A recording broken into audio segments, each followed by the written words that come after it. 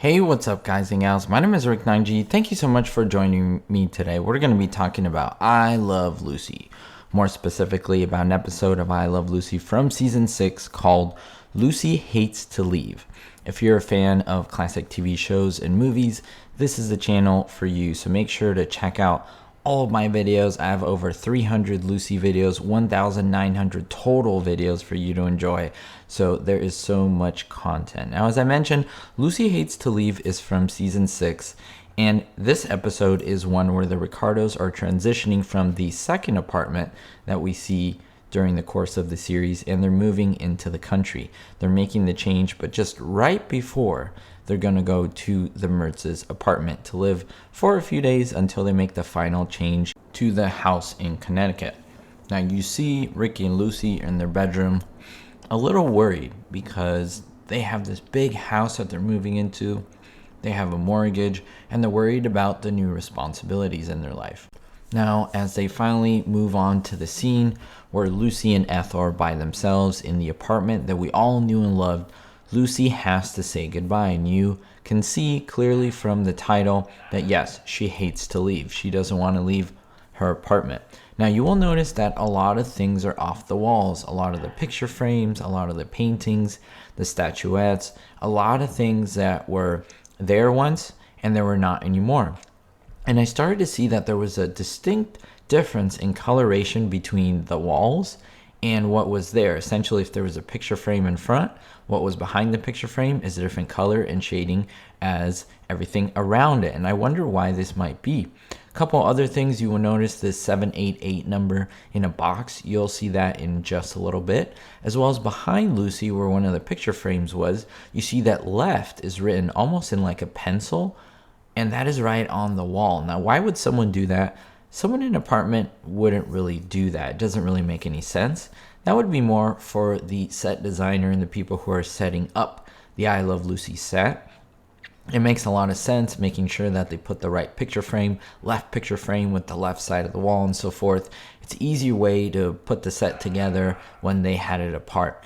And so all these little details I started noticing, and I wanted to bring them to your attention. Now I thought, why this difference in discoloration? And I actually did some research to look it up. Now, did the discoloration of the walls have anything to do with the fact that Lucy, Ricky, and pretty much the whole cast and crew smoked on the set?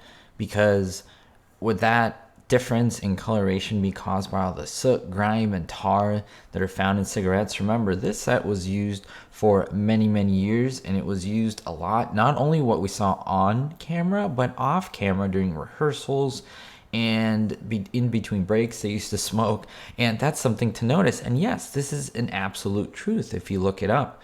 Especially if you're in a room for several years, you would see a noticeable difference in coloration behind photographs or pictures if you remove them. Now, why? This is because, as I mentioned, tobacco smoke contains tar, nicotine, and other particles, and those particles settle onto surfaces over time. The walls are also exposed to open air, and they will gradually stain, and they will turn a yellowish brown, especially if they were white. Now, we don't know the exact color because this is, of course, in black and white, but it's obvious that there's a difference in coloration. Now, the areas that would be protected by the photos, frames, and furniture, they won't get exposed as much, so they'll retain the original paint and wall color paper. This would, of course, create this ghost frame or a clean silhouette look where the object used to hang, and in extreme cases, you might even see drip stains from the texture difference between the residue buildup. And remember that box I told you about, the 788 box? Well, it's not a surprise, but that box can later be seen in the Mertz's apartment. That makes a lot of sense because, of course, if they moved everything from the Mertz's apartment, from the Ricardo's apartment to the Mertz's apartment, then those things would move there. But there is continuity there because you could see the same box front and center. And so I think that's really cool. Just these little details that you're able to see because of high definition, whether it's DVD or even better Blu-ray. It's really cool to be able to see these details and continuity and just see the realities of behind the scenes filming of old classic TV shows and movies. I really enjoy it, and I hope you enjoyed seeing this video. If you do, don't forget to leave a thumbs up. That's how you let me know that you enjoy what I do, and it's a way to support what I do, because remember, these videos are free and I aim to keep them free to you so that you can have enjoyment of them and go back and watch the original series and enjoy it even more. It enriches the show just that much. And thanks to those who continue to show me support. It means a lot. We'll see y'all next time. Don't forget to stay positive and, most importantly, be hopeful.